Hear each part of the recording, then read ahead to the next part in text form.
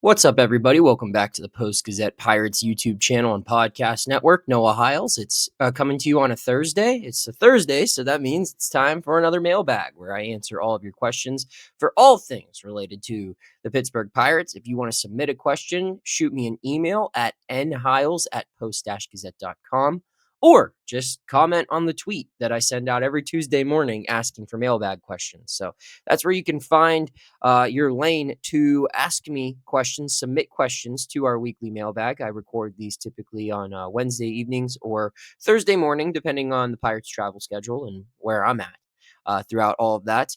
And also, before we get started, just want to remind everyone to check out my work along with all of my other talented coworkers' work at post-gazette.com. We cover the Pirates, where you can get all of our analysis, features, breaking news, and everything else and in between there. And all of our sports coverage, high school, college, and professional sports, plus all of the news coverage, arts, entertainments, everything that goes on in the city and its surrounding communities. The Post-Gazette is there to cover it. Get yourself a digital subscription if you don't have one already, or check out the print product. We print on Thursdays and Sundays. Get it all at post-gazette.com. All right, so time to answer some questions. Mailbag Thursday. We start with Anthony asking, if Don Kelly continues to be successful, does that make it possible that Ben Cherington stays as well? Yeah, I've said this from the jump. I said that Don Kelly can save Ben Cherington's job. Um, it's weird to say save because it's like the guy hasn't been fired, right? But it's just assumed that if they continue playing poorly, that they'll make a change at GM because they've already made a change at manager. But if this team has a winning record under Don Kelly at the end of the year, I don't think Ben Cherington gets fired. I don't. Like if they're one game under 500 now under Kelly, and I believe it's been what would it be 31 games so far. I'm recording this Wednesday night. I think they're 16 and 15 under Kelly. So if that's the case, if they continue to play at this rate, how they're playing right now, and they finish one game over 500 under Kelly, I think Cherington stays. Now, if they regress, Cherington's probably gone. I think Kelly has a much better chance of returning next year in his spot compared to Cherington. But if they play above 500 baseball under Kelly, I think both are retained. Simply because, one, you can make the argument.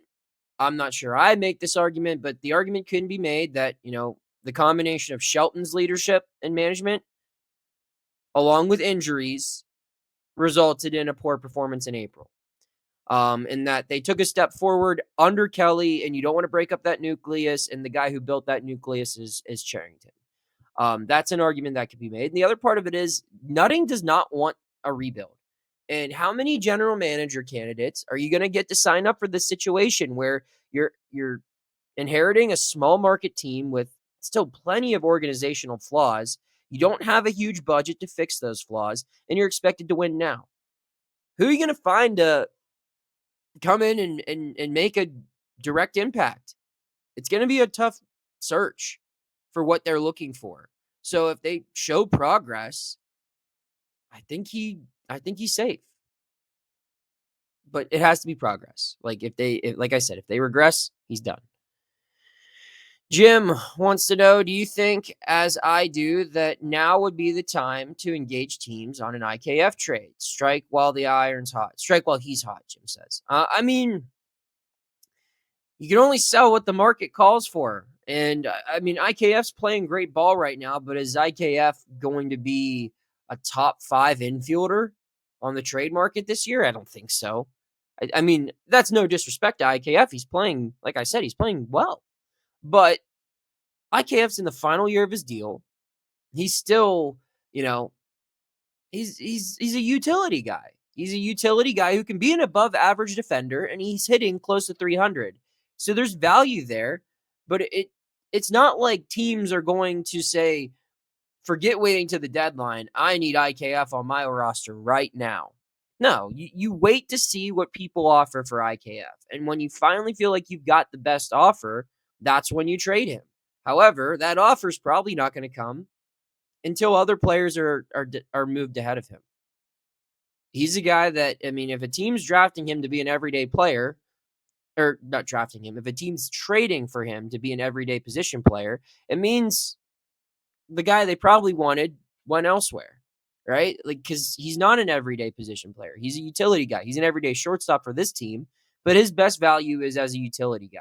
And there are a lot of really good fits for IKF among the teams that will be buying at this deadline. But you want to, if you're the Pirates, you want to make sure you're getting the absolute most from him. And that means probably taking it down to the wire to see what the best offer you can get will be. You got to wait for other players that are probably more valuable to be moved. So then teams looking to acquire an infielder, a bottom third of the lineup bat, a utility guy, they're a little bit more desperate, and they pay a little bit more. Dan wants to know, is Pigarro being groomed to be a utility player? Last week he started at first, third, and center field in Indy. I guess so. I think that seems to be his future. Until he learns how to hit, he's not, not learns how to hit, but until he proves to be a capable big league hitter, that's his ceiling. He's a good defender. So teaching him more positions, sure, that's great. But if you can't hit at the major league level, you're never going to be an everyday starter. So yeah, they probably should make him a utility player. They're trying to enhance his value. This is a guy who's in his final year of options. So next year, if he's still in this org, he's got to make the team out of spring training or they have to DFA him or trade him.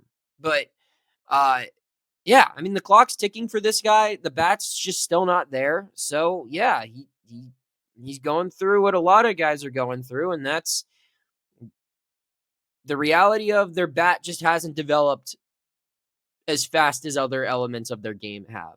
And that kind of takes us into this next question here from Michael, who wants to know, why do the Pirates have so many middle infielders with roughly the same profiles and skill set, i.e.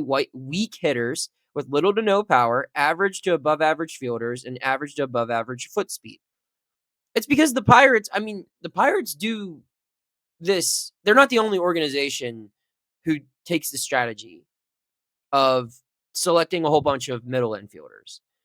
Typically, at both the collegiate and especially the high school level, your best players play shortstop or play center field. Those are where the best athletes are, right? So a lot of guys get drafted as shortstops. Andrew McCutchen was a shortstop coming out of high school.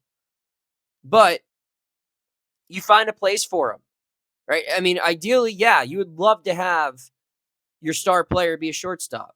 So you want to have everyone start with that, but you look around and then you evaluate the player. Okay, well, they were the best shortstop on their high school team or their college team.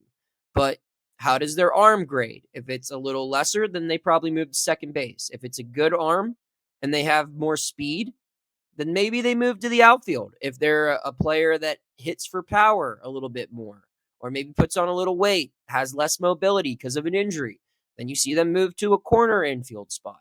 That's how this works. Most guys who get drafted, they start as a middle infielder because, again, that's where the stars play at the youth level, at the high school level, and even in college to a certain extent. Very rarely do you see a guy drafted as a second baseman and stay a second baseman, or I guess if you're drafted as a second baseman, that's your position. But a true first baseman or a third baseman, a lot of those guys, they were drafted as a shortstop or a shortstop and a third baseman and then moved to first base, or a shortstop that moved to third base or something along those lines. A lot of outfielders were originally infielders. They were originally shortstops or middle infielders, and they were moved to the outfield. That's just kind of how this works. So why do the Pirates have a whole bunch of guys who fit the profile Michael listed, where they're weak hitters, they have little to no power, above average fielder, above the average foot speed? It's because their development hasn't been complete. They developed correctly on the defensive side of the game, but the Pirates aren't developing hitters well. So when you do that, or when you fail to do that, you don't move anyone. You just keep them in that pile of utility guys that you can call up when you're in a pinch. And that's what they have a surplus of right now. It's because they haven't been able to finish the development for guys like Alika Williams, Loliver Pigarro, Jared Triolo. Triolo's in the big leagues, but you get what I'm saying.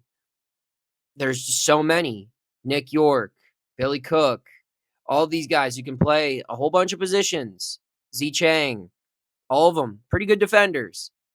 But when the bat tool doesn't elevate at the same rate as your glove tool, and York doesn't necessarily fall into that category, but the rest of these guys, they're glove first players. And until their bat develops, you don't find an everyday spot for them. You just let them play a whole bunch of spots, and when you're a versatile defender, you know how to play up the middle. All right, another question comes from Suwinski Believer.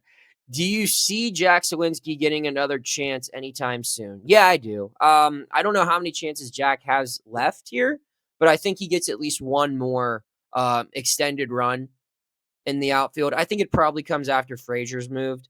I'm not saying that Frazier's going to remain the everyday left fielder from now until the trade deadline, but I do think he gets traded. If he keeps playing well, then sure, yeah, he probably will be the everyday left fielder. If he regresses a little bit, then they'll probably give him some time on the bench, play Tommy Pham again, try to get his value up, or just see what they have one last time with Canario.